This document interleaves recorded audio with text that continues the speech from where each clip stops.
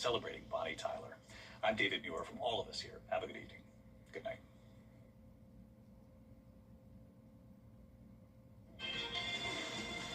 Right now on News Channel 6 and 7, the Aiken community coming together to remember the life of 4-year-old Javea Harris at a vigil tonight.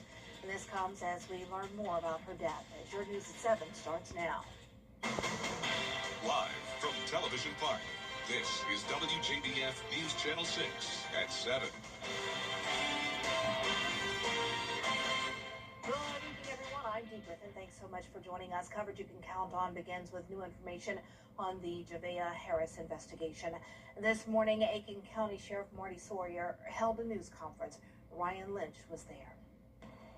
News conference this morning, investigators released warrants for Michaela Herring and Jamaria Harris on new charges of desecration of human remains. Now, according to those warrants, the suspects destroyed Javea's body on June 8th. The suspects did not report her missing until June 30th, 22 days later. The people of Aiken coming together once again to honor Javea's life with a candlelight vigil. And we now join Michaela Davis on Shiloh Heights Road, where mourners are gathering tonight. Michaela. Absolutely, Dee. We are here where tonight in Aiken County, a visual for 4-year-old Javea Harris will be held at 7:30. Now, I want to say it's 7 o'clock, and I want to show you all the scene right now. We are seeing everybody is in pink. Organizers did ask for residents to wear pink, and we're seeing a sea of it filling the crowd in Javea's honor. Now, people are bringing candles, they're bringing balloons, flowers, stuffed animals.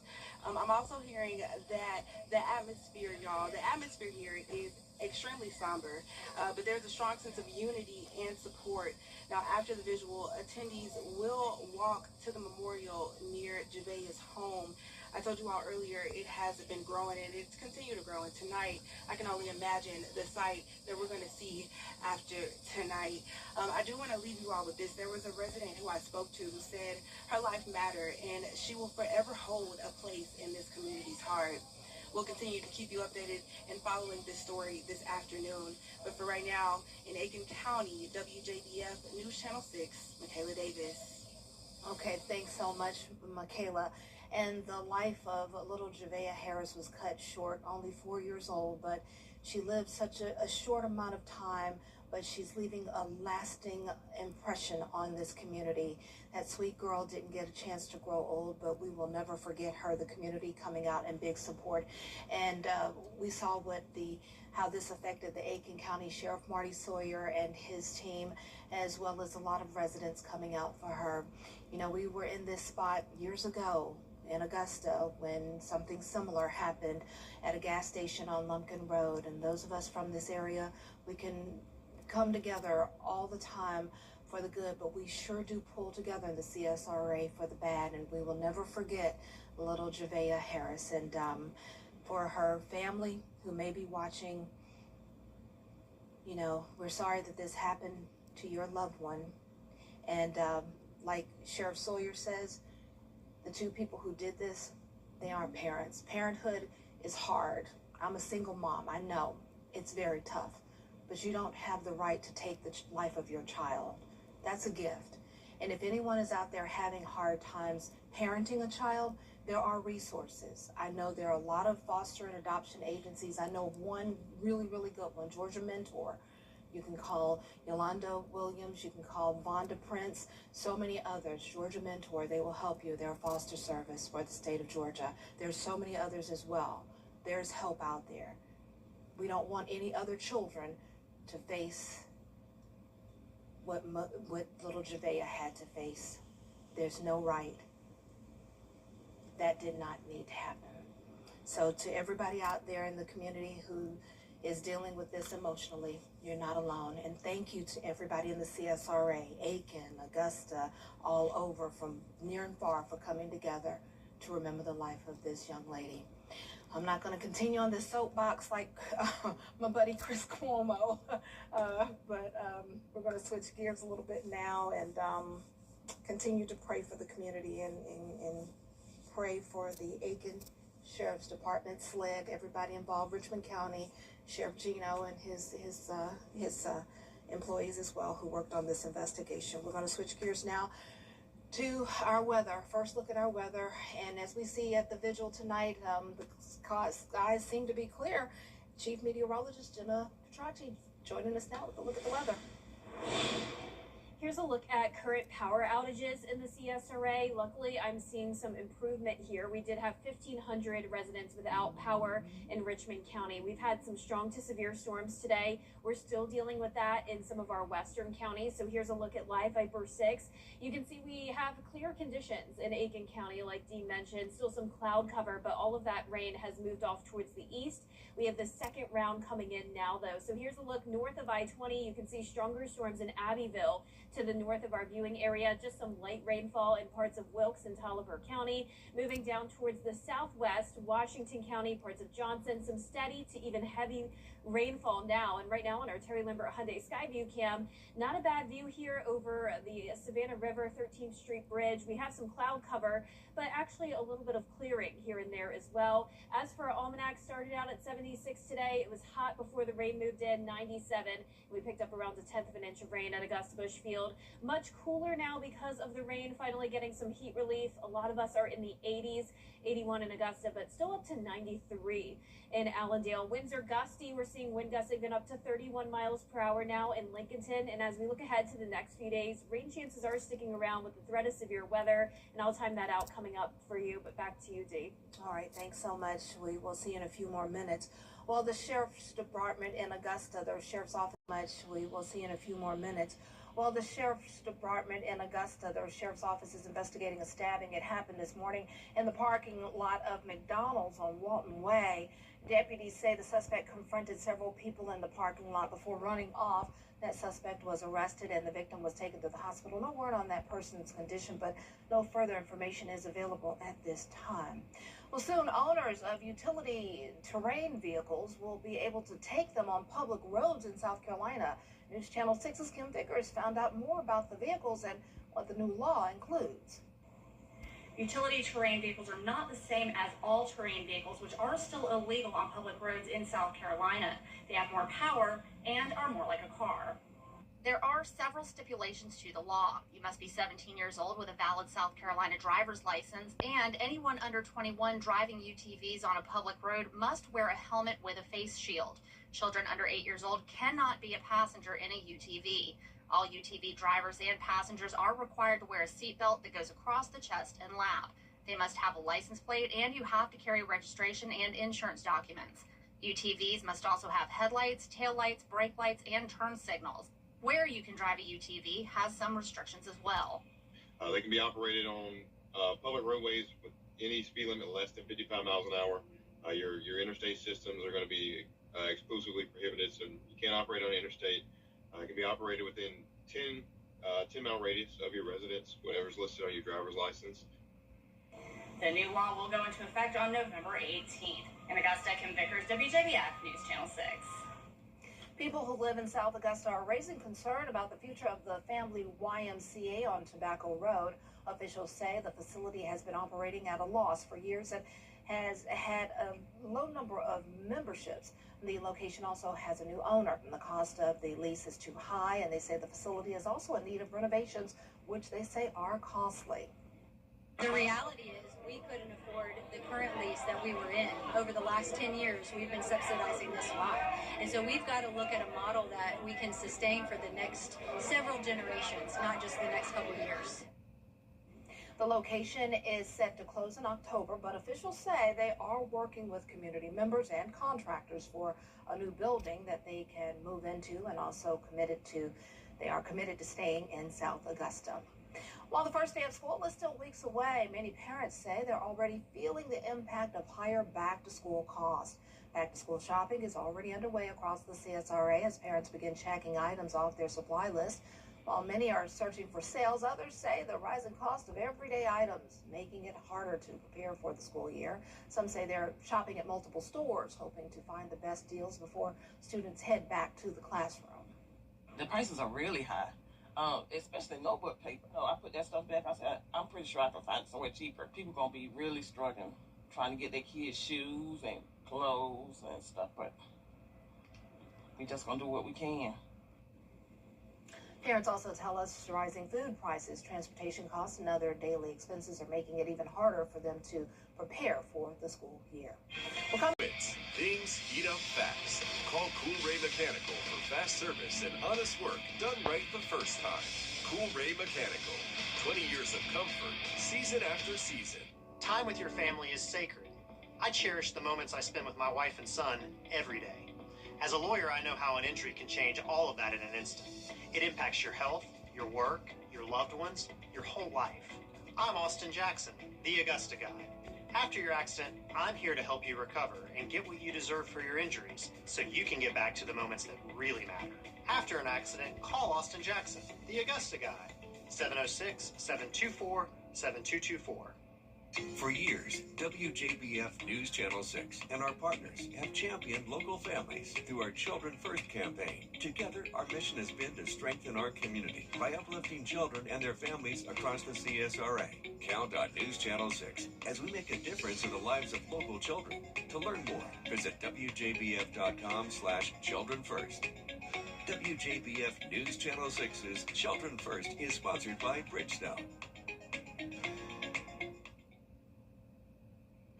New CDC data shows We have storm chances each day as we head into the weekend and even early next week. And we also have the threat of severe weather. But the good news with this rain moving in is that it will lead to some heat relief as we go into next week. I'll have your full Viper 6 forecast when we return.